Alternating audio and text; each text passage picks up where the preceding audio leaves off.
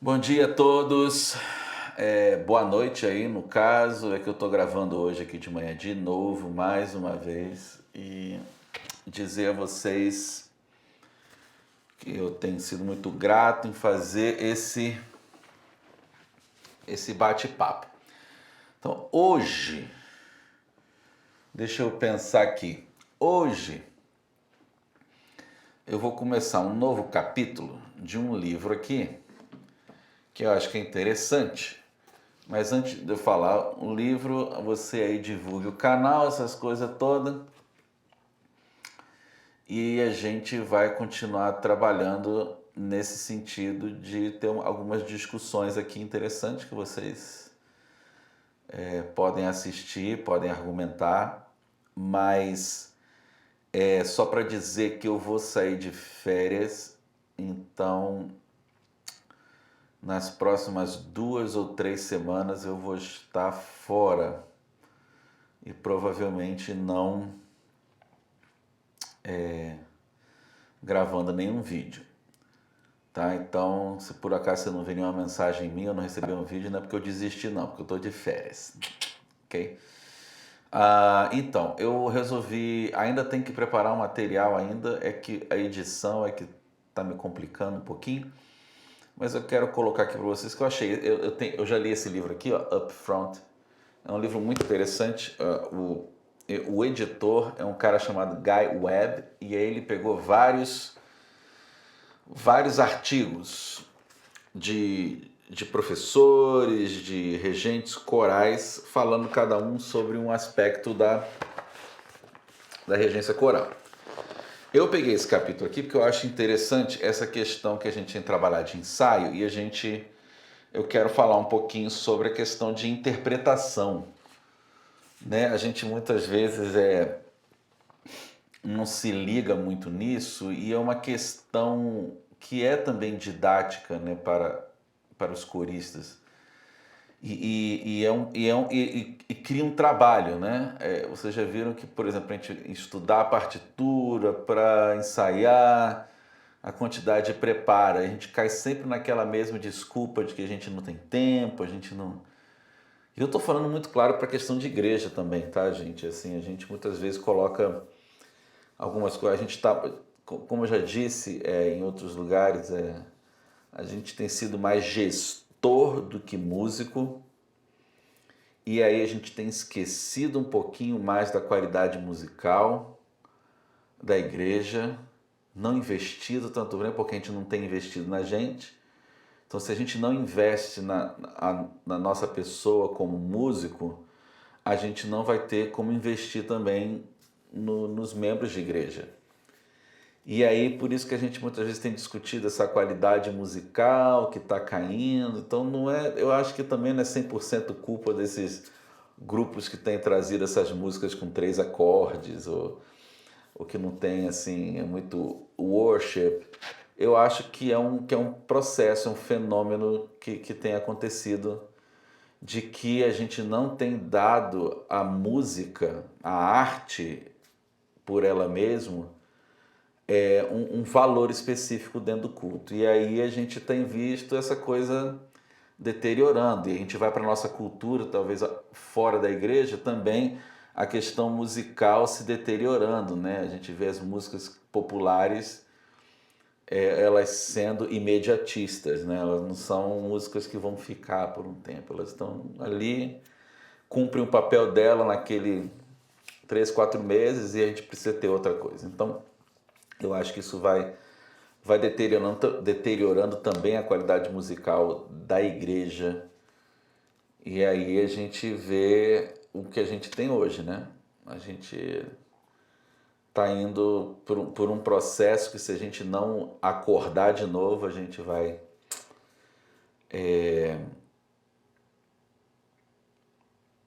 não sei onde a gente vai chegar. Talvez a gente chegue no, não vou dizer que é fundo do poço, mas eu acho que a música ela vai ser só uma ferramenta com uma utilidade muito pequena dentro do culto. Então acho que a gente tem que olhar isso. Então hoje eu vou ver um pouquinho dessa questão das práticas históricas da performance, né? O que envolve isso? O que a gente precisa saber, o que a gente precisa ter. E isso pode ser para as músicas do passado como para as músicas do presente, tá? A gente pode usar de uma forma especial. Então, a minha introdução aqui vai ser essa aqui. Então, músicos sabem que, que existe um grande esforço que deve ser feito para compreender a intenção musical de um compositor, começando com o contexto histórico no qual a peça se situa. Então, algumas questões interessantes. As circunstâncias e a audiência pelo qual a obra foi composta. Essa é uma questão. O tamanho e a forma do auditório, né? Se era uma caixa, se era um anfiteatro. E como, por exemplo, o palco, né? Ele era disposto para a orquestra e para o coro, né? E isso tudo vai influenciar na performance. Quer dizer, a gente tem que pensar o seguinte, o que a gente tem hoje é uma evolução, né? E uma adaptação. E a gente vai continuar evoluindo, se adaptando, né? A questão da orquestra, a posição da orquestra, vamos começar pelo regente.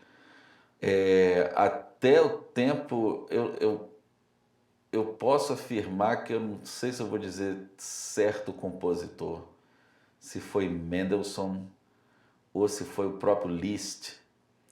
Acho que cada um teve uma influência, mas até um certo tempo o regente ele não ficava em frente à orquestra, ele ficava numa lateral, de lado, como ficasse metade para a audiência e metade para a orquestra. Então teve um compositor que eu estou na dúvida aqui se é Mendelssohn, um deles foi o primeiro que realmente ficou em frente à orquestra, de costas para a audiência. E vou dizer, foi uma revolução e que muita gente não gostou. A audiência, os próprios músicos, né? Porque agora o foco principal passou a ser do regente. É a mesma coisa, questão de ensaio, não se existia essa ideia de ensaio para prepararmos para o concerto. O que aconteceu é que um dos compositores, que eu também estou aqui tentando lembrar o nome, mas ele é conhecido, ele depois do concerto, ele tocava a peça de novo, mas com o intuito de consertar erros que talvez tenham sido de impressão ou de coisas que ele ouviu que ele, como compositor, achava que não estava funcionando, então ele mudava. Então passou a ter essa questão do ensaio, uma ideia de que os compositores usavam para consertar talvez defeitos de impressão e acertar coisas que para eles, na mente deles, talvez estavam soando bem, mas na hora da execução eles viram que, opa, peraí, não está soando, troca essa nota aqui, troca isso aqui. Então, basicamente, isso começou a virar um conceito interessante. Então, são essas coisas que é interessante você entender, né? Sistema de afinação, né? A gente tem que pensar, no barroco era 415, né? A gente está cantando 440. Então, você cantar o Messias de Handel 415 é uma coisa do que você cantar o Handel em 440. Tem uma grande diferença de afinação aí, tá? A cor das vozes, a intenção, vamos pensar assim, grandes dos coros de certo tempo eram meninos que cantavam o soprano, né? Então a cor do soprano era diferente da cor do soprano que a gente tem hoje. Instrumentos também, as trompas, flautas, próprio violino com arco, são coisas que a gente tem que pensar. E isso interfere até no andamento, né? Com o arco moderno que a gente tem hoje, a questão da velocidade ficou mais, principalmente quando foi chegando para os virtuosos, né? A questão de tocar uma obra rápida se tornou fácil com o arco moderno. Mas eu não acredito que com o arco barroco se tinha tanta velocidade de se tocar. Então, muitas vezes, certas músicas eram executadas com um tempo apropriado para os violinos tocarem, executarem. Então isso também conta na parte da interpretação. Significado do texto é até a pronúncia. A gente canta in excelsis Deo ou a gente canta in excelsis Deo? É uma boa pergunta, né? Questões a gente usa vibrato aqui e a gente não usa vibrato aqui, né? Então, como é que a gente faz esse ornamento aqui? Então, essas coisas vão através do estudo da musicologia, né? De tudo mais. Então, essas são algumas das questões que o regente deve argumentar a respeito das práticas de performance. Essas questões também são muito difíceis de serem respondidas, tá, gente? Não existe nada definido em relação a isso, precisamente, né, no caso. Vejamos no caso de um coro comunitário, a quantidade de pesquisa, ensino, adaptação, elaboração podem trazer uma frustração, né, para o regente e também para o coro, né? Se você tentar fazer algo realmente toma-se um tempo de você tentar explicar, e aí existe o conhecimento musical, o conhecimento técnico que talvez não tenha. E aí também a gente tem que pensar nessa coisa, mas a gente não pode negar essa necessidade como regente, tá? Porém, no cerne da questão, muitos regentes não gostam de experimentar o processo e o produto de suas apresentações. Né? Esse processo, por ser tão longo e tão detalhado, muitas vezes a gente não quer fazer, né? A gente fala assim, olha, pela quantidade de trabalho que eu tenho que fazer, eu não tenho tempo, vai ser muito, entendeu? Então a gente vai fazer aquilo que a gente encontra mais fácil, né? Então o processo de ensaio e sua apresentação são sempre uma aposta para o maestro que se preocupa profundamente com a música e cuja reputação está em jogo. Então esse processo todo que a gente tem falado de ensaio, de estudo, ele é uma aposta do regente, porque é algo que você não sabe de como vai sair no concerto, né? A gente aposta num conhecimento, numa pesquisa, em tudo que a gente conseguiu de informação, e a gente vai fazer uma interpretação, mas a gente ainda assim não sabe se é uma reprodução fidedigna da peça, principalmente das peças mais antigas que não se tinha uma gravação, a gente não estava lá, a gente não tem o registro, né? Ninguém registrou isso, e é muito difícil você registrar o som, né? Sem você ouvir. Você pode usar palavras, mas mesmo assim você ainda falta algo, né? Então é uma aposta grande para o regente esse processo, tá? Então, com todas essas preocupações, os músicos de hoje sabem que abordar os problemas históricos das práticas de performance é fundamental para entender a música. Essas perguntas aqui, ó, quem, o que, por quê, onde e como, nos ajudam a elaborar o entendimento da obra e sua interpretação. Mas vou dizer claramente, não existe resposta para todas as perguntas envolvendo as práticas de performance. Talvez quem executou seja uma resposta bem difícil, né? Quem foram as pessoas que tocaram? Elas eram profissionais? Elas não eram profissionais? Né? Por que aquela obra foi tocada? Talvez tenha uma resposta. O que levou o compositor a escrever aquela obra? Foi acadêmico? Foi porque ele precisava de dinheiro? Vamos pensar assim, né? Assim, a gente não pode dizer que o Handel é tão assim... É uma obra sacra, mas o compositor ele escreveu porque ele precisava de dinheiro, né? Mozart muitas vezes tem grandes obras para a Igreja Católica e não foi porque ele era um praticante assíduo, né? Estava nas missas, é porque ele precisava de dinheiro, né? Então essa é a minha introdução. Hoje eu vou falar um pouquinho sobre musicologia, estética e pedagogia. Então segura aí que eu vou seguir em frente, e algumas coisas são bem mais filosóficas. Talvez eu interrompa para falar alguma coisa, mas vamos tentar ouvir aqui. Eu já escrevi o texto aqui, deixa eu ler o que está escrito aqui. Então, existe uma coisa que, uma primeira frase de um cara, que Nicholas Temperley, ele escreveu, e ele falou assim: a alegação de autenticidade é arrogante. Especialmente quando se pretende anular o gosto dos músicos, dos ouvintes, apelando para a erudição. Então, esse cara, ele já coloca assim, um ponto importante de que não existe nada absoluto quando a gente fala de musicologia, estética e pedagogia. Tá? Então, alguns regentes são resistentes em aprender mais sobre como a música foi executada durante o período em que foi composta, basicamente por um medo de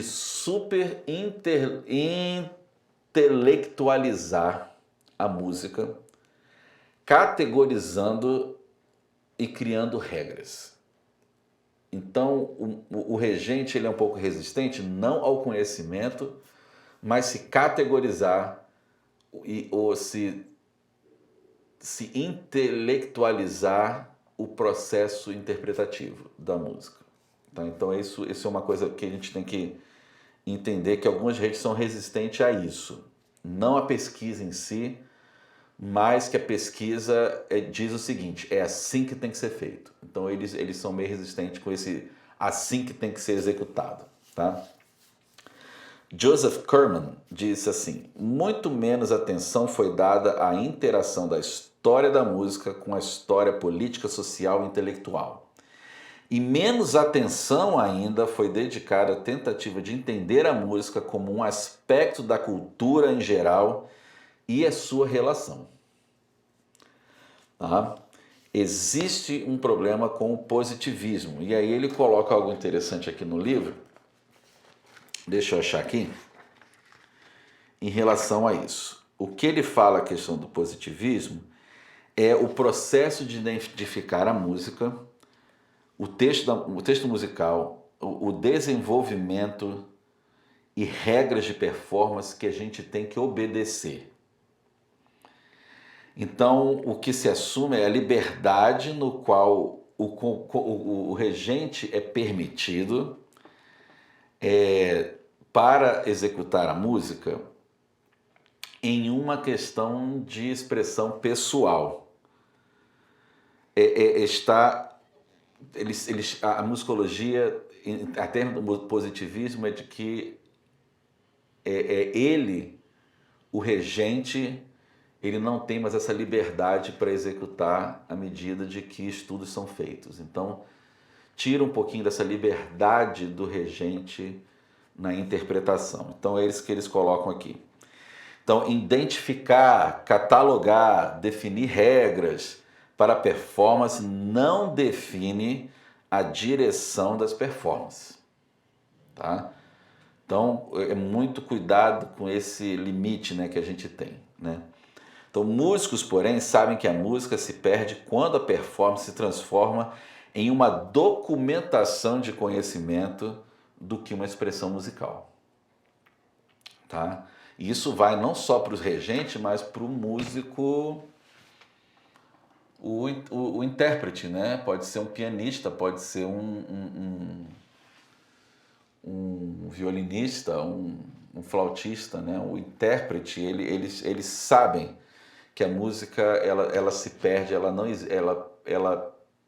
a essência, né, da música se perde quando a gente transforma numa documentação, né, de conhecimento. Então, na verdade, é o artista que deve dar vida aos fatos por meio de sua interpretação, encontrando uma base segura para a confiança em fazê-lo. Isso significa, portanto, fazer perguntas, pesquisar e correr riscos. Tá? Então tá aqui, ó, as perguntas, a pesquisa e, é claro, a gente corre o risco de, na nossa interpretação, ainda não ser completamente fiel. Mas é ele que dá vida aos fatos, tá? Os fatos estudados, os fatos adquiridos, agora eu vou dar vida a isso. Né? Infelizmente, há uma separação preocupante das disciplinas artísticas em categorias gerais. Aqueles que atuam versus aqueles que analisam.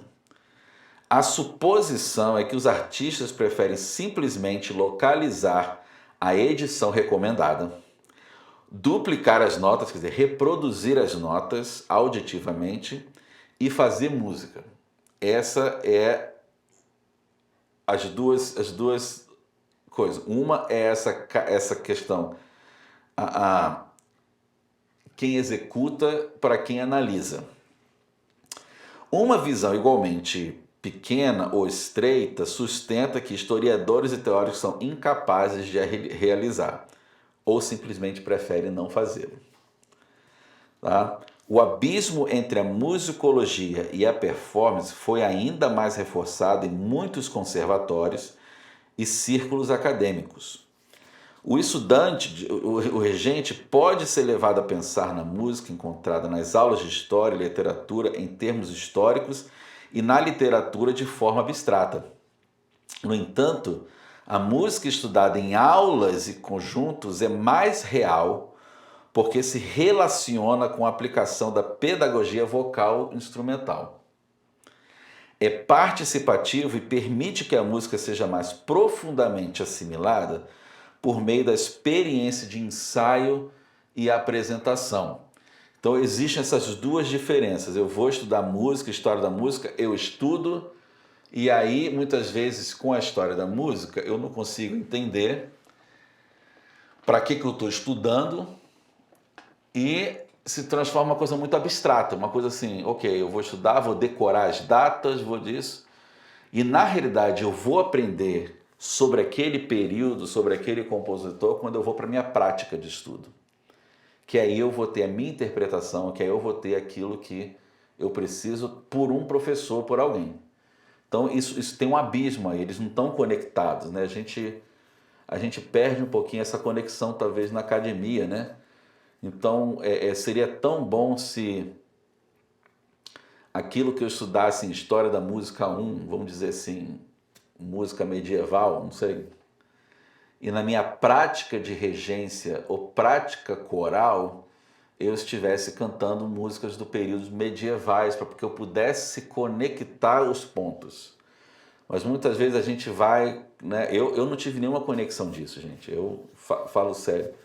Então assim, eu gosto muito de história, nessa questão de história da música, eu gosto muito de ler, para poder, e hoje eu entendo, você quer ver algo interessante, que eu na realidade juntei os fatos, né? Muita gente questiona por que se rege com a mão direita, né? E aí a gente fala assim, é algo que se tornou uma regra, né? Reger com a mão direita. Mas se a gente vá para os fatos históricos, né? Antigamente não se tinha um regente. Então quem regia era ou o violinista ou o clavista, né? O harpsichord. Né? Eram essas duas pessoas que eram determinadas para reger, porque não se exigia um regente. Então vamos pensar o seguinte, o primeiro violino está regendo, ele nunca vai tirar a mão do que ele está tocando aqui, porque ele está segurando o violino, e lembra, o violino ele foi se evoluindo, então a questão da queixeira, a questão de ter uma ombreira aqui, isso não existia. Então existia uma coisa física também de você segurar com a mão aqui, existia um apoio também aqui na mão, por isso que a execução era um pouquinho mais... Não, essas coisas não eram coisas de prática. Então, se ele fosse dar um corte, ele ia usar o quê? A mão direita que segura o arco. A mesma coisa, o cara que estava tocando o clavichord, a harpsichord, que eu estou aqui tentando me lembrar o nome em português. O cravo. As partituras, elas tinham o baixo contínuo com números sinalizando o acorde. Então a mão direita improvisava. O que eu precisava ouvir estava na minha mão esquerda. Então se eu tivesse que reger, eu tinha que tirar minha mão direita para reger do que a minha mão esquerda. Então isso acabou virando uma coisa de tradição. Todo mundo foi segurando um papel com a mão direita e não com a mão esquerda. Tá? Mas hoje, modernamente, eu não vejo nenhum problema de alguém reger com a mão esquerda. Não vejo, tá? Um parênteses aí nessa coisa. Consequentemente, eu continuo aqui, voltando aqui depois da minha saída pela direita. Você lembra desse desenho? Saindo pela esquerda, saindo pela direita. Um desenho assim. Então, consequentemente, alguns dos nossos sistemas de educação, agora talvez levando um pouquinho mais para a questão de pedagogia, vamos ver. Consequentemente, alguns de nossos sistemas de educação podem levar o intérprete, maestro ou a acreditar falsamente que o absolutismo, o positivismo, o estabelecimento de regras de práticas performáticas e a abstração em música, em fatos, história e literatura são incompatíveis com muitas dinâmicas, elementos flexíveis e animados da performance. Então, a gente também procura que academicamente, a gente também é imposto algumas coisas por causa do estudo musicológico e de isso aqui, que isso tem que ser desse jeito, né? Não se pode ter vibrato nessa coisa, não se pode, a gente não tem assim existem fatos que a gente talvez veja nessa situação, né? Mas tem certas coisas que isso não pode engessar, né? Então, a compreensão dos valores, da estética e dos sons de diferentes épocas podem ser estimuladas ao permitir que os regentes tenham a liberdade de experimentar novos e antigos modos de expressão. Este é um benefício que afeta profundamente ao se incorporar práticas de desempenho na performance atual que oferece um escopo muito ampliado de opções de desempenho e possibilidades para o condutor. Então, isso aí abre um pouquinho o nosso leque como regente. Então, eu tenho as coisas históricas, eu tenho tudo, mas eu também tenho a minha interpretação, que eu posso colocar coisas novas e antigas no mesmo pacote. Tá? Frequentemente, o ensaio orientado, vamos falar um pouquinho mais de pedagogia, né? Frequentemente, o ensaio orientado para a vocalização, a questão da voz, é formulado fora do contexto com as propriedades históricas ou aspectos estruturais de uma obra. Esta abordagem à música coral se concentra no desenvolvimento dos instrumentos vocais, não muito diferente de uma aula de voz em grupo. Eu vou ler mais um parágrafo, depois eu falo um pouquinho. O valor de ter uma questão vocal uniforme e bonita num coro, mesmo colocando a marca do regente pessoal, não importa qual seja a música, supera outras considerações estilísticas e contextuais essenciais, e igualmente importantes como acentuação métrica e textual, articulação, fraseado, a proporção de tempos ao longo da obra, ao longo das formas dentro da obra, as variedades de tonalidade dos movimentos, o significado e o impacto potencial do texto daquela época, compreensão do texto sociopolítico do compositor ou o efeito da música no público naquele tempo. Então aqui eu vou só... Deixa eu talvez ler mais um... Não, deixa eu parar aqui um pouquinho.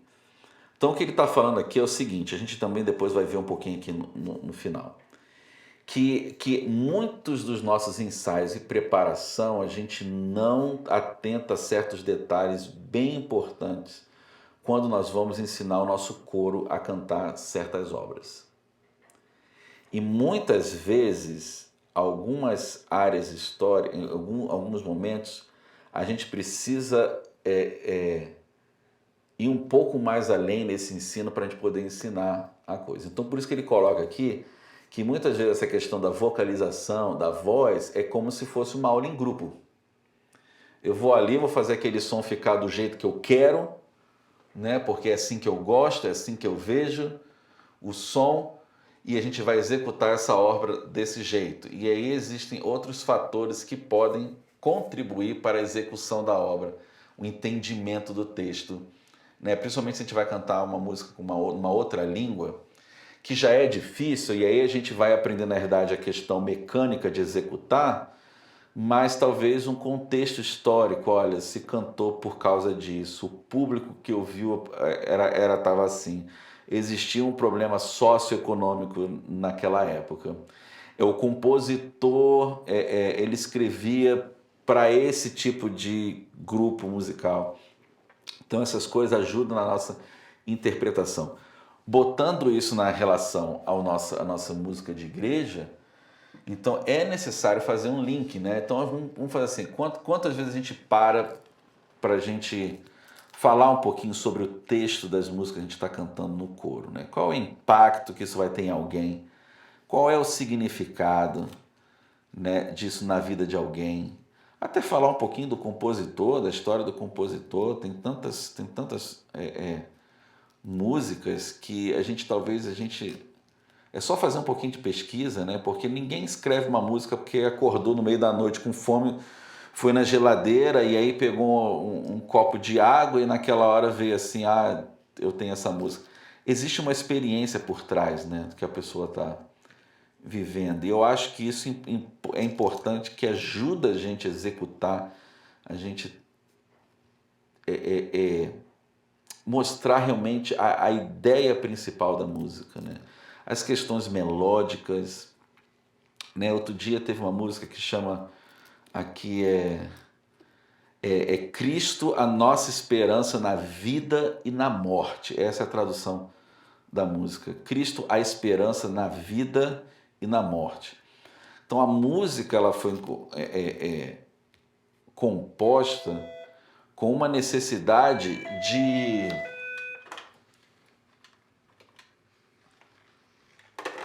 desculpa aí, gente, tive que interromper, que eu estou no office aqui, alguém está querendo entrar e eu não tenho como fazer agora não. Mas seguindo, então voltando para essa composição, então quando eu entendi a ideia do que o compositor escreveu, e ele escreveu para dar resposta para o filho dele que estava perguntando a respeito da morte, uma criança de 9 anos de idade perguntando.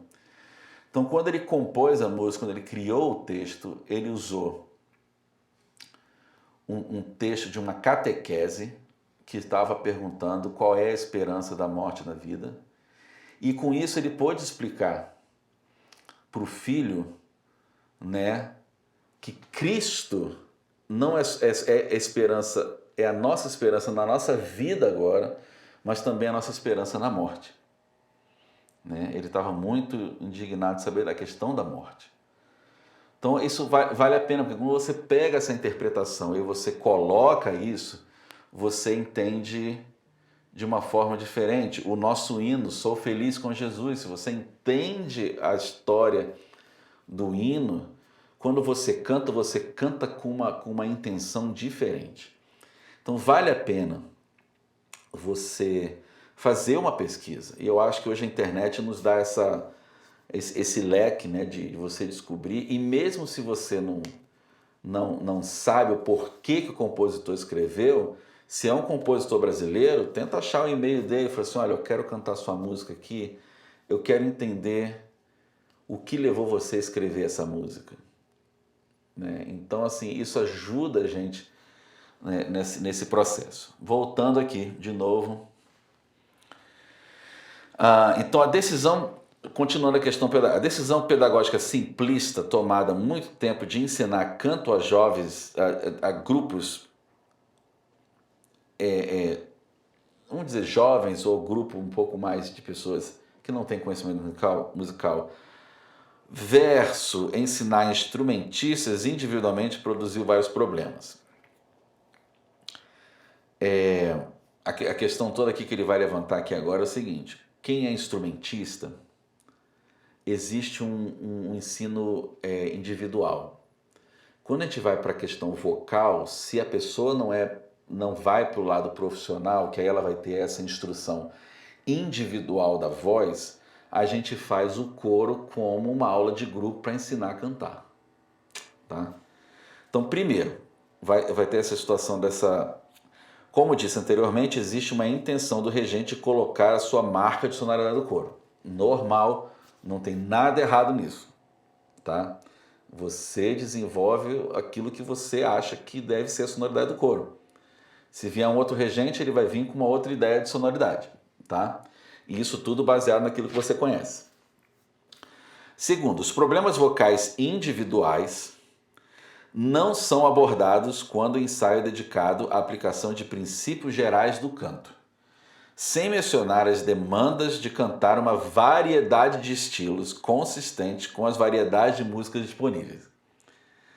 Terceiro, pelo motivo de os instrumentistas receberem aulas individuais desde o começo do aprendizado, o que acontece depois com os coristas, tornando o indivíduo marginalizado. E, gente, assim, eu não vou perder esse vídeo, senão eu tenho que gravar tudo de novo. Deixa eu só desligar aqui.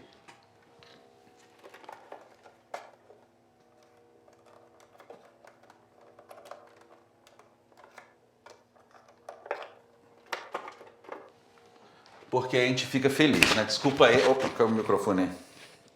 Sala tá uma graça, hein? Mas por aí. Então, o que a gente não vê, né? Vai ter aula de piano, a gente não começa com aula de... A gente pode até começar com uma aula de piano em grupo, mas depois nós vamos ter um ensino individualizado.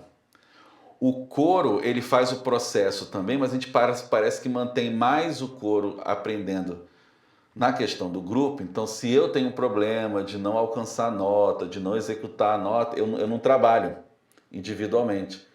Eu só vou fazer se eu, corista, estiver com vontade de desenvolver um melhor canto. Mas se eu não tiver isso, é ali geral. A gente passa ali, então cada um, não existe o individual, né? Então, a desvalorização dos conjuntos vocais em comparação com os instrumentais, como pode-se ver, em última análise, na disparidade da escala de salários e da segurança no emprego no mundo profissional, tá? É uma das últimas consequências. Você vai ter um instrumentista recebendo melhor do que um corista, né? A não ser que o corista ele vá para o lado profissional. Mas aqui, por exemplo, eu vejo aqui, dando um exemplo nos Estados Unidos, você tem, por exemplo, vamos falar daqui da Chicago Symphony Orchestra. Eles têm o Chicago Choir, que é composto de músicos profissionais. Mas a grande outra maioria dos coros aqui é muito difícil você receber. Você vai receber por performance, né? E então o músico não é contratado. Eu preciso de 30 coristas, então eu vou chamar 30, vou chamar os melhores, né? Os que estão no top. Então, de repente eu vou ficar do lado de fora, né? Não vou cantar. E eu vejo isso também com amigos nossos, né? Com mestrado em canto e com dificuldade de conseguir emprego. Mas quando a gente vai para a parte instrumental, talvez eles tenham mais por causa da experiência. A gente olha sempre eles com mais experiência musical. Então isso tudo também acontece com essa marginalização que a gente tem de grupos corais, né? Então, assim como os instrumentistas se especializam em aprender as demandas de tocar cada instrumento, os cantores também podem se especializar em aprender a variar a qualidade do tom, cantar de um certo jeito, a pronúncia do texto, os procedimentos de ornamentação e até mesmo maneiras diferentes de respirar e produzir uma sonoridade. A expectativa irreal de que, para serem adequadamente preparados como músicos, todos os cantores devem cantar repertório de todos os períodos de estilo, mas nunca variar sua abordagem de acordo com as diferenças de prática estilística e desempenho. Não deve continuar como um princípio menor para os conjuntos vocais. Tá? É uma expectativa irreal, inclusive para instrumentistas, que eu vou tocar uma música barroca, vou saber tocar uma música clássica, vou saber tocar... Entendeu?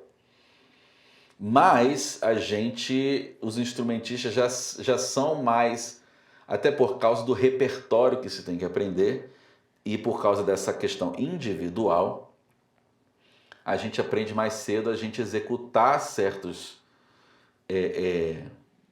repertórios por causa de uma questão de prática, aquilo que eu falei antes. Na questão do coro, a gente quer que o coro saiba cantar uma música no período medieval, ter aquele som, mas cantar uma música pop, né? Vamos colocar nesses dois extremos. É muito fácil pegar um cantor clássico, né, lírico, e aí cantar uma ópera, cantar uma coisa, mas na hora que eu vou cantar o pop, o cara não sabe fazer a voz de cabeça, ele não sabe fazer a voz de peito, só sabe fazer a voz de cabeça. Então ele vai cantar uma música popular cantando como se ele tivesse lírico. E aí ele vai dizer, não, mas é assim que se canta. Eu falei, quem disse, né? Então você vai ver essa grande diferença que também a gente quer. Na Europa, isso é uma coisa muito dos Estados Unidos, tá, gente? Aqui a gente é muito genérico. Mas na Europa você vai ter um músico coral que só canta um certo estilo de música. E uma orquestra que só toca aquele período de música, ou então só toca aquele certo compositor. E isso é bem normal. No Brasil, nos Estados Unidos, a gente tem que cantar tudo, né, cara? A gente tem que saber fazer tudo. E aí também é uma coisa meio irreal, tá? Então, obviamente, representar e ouvir são duas funções artísticas inteiramente diferentes. Os objetivos educacionais de um não precisam reger os do outro. Então eu vou dizer não. Representar e ouvir são duas funções artísticas inteiramente diferentes. Tá? O objetivo do educador musical e da regência musical composta antes do século XX é oferecer uma experiência estética enriquecedora e fornecer uma compreensão aprimorada de si mesmo e do mundo. Os maestros são capazes de tomar as decisões práticas necessárias, estabelecendo um conjunto claro de objetivos históricos, pedagógicos e estéticos. Muito bem, a decisão final é do regente, baseado nos objetivos históricos, pedagógicos e estéticos. Não vai existir livro nenhum que vai dizer para você como é que você vai reger a cantata 142. Chutei aqui. Essa decisão está nas suas mãos, baseado nesses três grandes aspectos da música. Olhando para a música atual, a gente pode ter objetivos históricos da música. Se você vai cantar um gospel americano, existe um objetivo histórico para aquilo, tá, gente? Existe uma história por trás daquilo. Você vai cantar um negro spiritual, existe uma questão histórica. Vai exigir uma pedagogia para aprender a cantar aquela música mais na região do peito do que na região lírica da cabeça.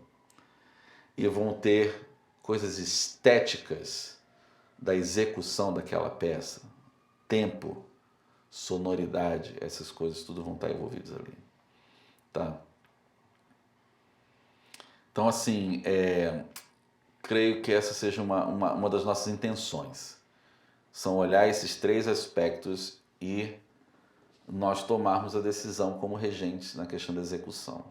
O que eu estimulo sempre ao regente é não parar de estudar. Seja nessa questão estética, de estudar a forma da música, estudar uma abordagem mais harmônica, por que usam aquela harmonia. Gente, existe muita coisa nos dias de hoje porque a gente tem que estudar. A gente muitas vezes comenta ou critica, mas existe um estilo de música cristã que está vindo aí, que a gente tem que estudar esses conceitos históricos, pedagógicos e estéticos. Porque tem alguma influência aí. Tá? Não é simplesmente, como eu disse, ninguém chega do nada e vou fazer algo novo. Existe alguma coisa histórica que leva a pessoa a compor a música daquele jeito, a escrever aquele texto daquele jeito, a questão estética, por que antes se tinha coro, verso e coro, e aí passou-se a ter verso, coro e a ponte. Depois se passou verso, um pré-coro, o coro, uma ponte. Por que se passou a ter coro e o tal do tag, né, que seria a nossa coda, né? Todo mundo fala bonito tag, tag, tag. Outro dia eu disse pro meu povo aqui, ó, esse negócio de tag aqui, esse negócio é antigo, tá, gente? Isso é uma coisa que a gente chama coda, tá? Que é uma reexposição de um certo jeito de algo que a gente está cantando já faz tempo, tá? Então, assim, não tem nada novo nisso aqui. Que nem a ponte também, a gente pode considerar a ponte, né, como uma sonata, né? Eu olho a música muito de hoje como uma sonata, né? Você tem ali o verso, né, o tema 1, tema 2, né, que os versos também eles podem ser tema 1 e tema 2. E aí a ponte, aquela coisa que vem diferente, pode ser o desenvolvimento, né? Eu vou criar uma coisa diferente ali numa outra tonalidade e tal, cantando uma outra melodia, e depois eu volto para cantar no final e ainda coloco uma coda ainda no final. Então, assim, existe um estudo estético também, a gente não pode deixar de pensar. Tá bom, gente? Muito obrigado. Eu vou colocar, ficou meio interrompido com esse telefone meu aqui tocando aqui, mas que vocês se divirtam nesse capítulo de hoje. E aí eu vejo vocês talvez em 3 semanas, porque eu vou sair de férias, porque eu mereço. Tá bom? Um grande abraço, que vocês tenham aí um bom final de semana e que realmente Deus possa usar a vida de vocês. Tá? Fiquem com Deus e nos vemos em 3 semanas.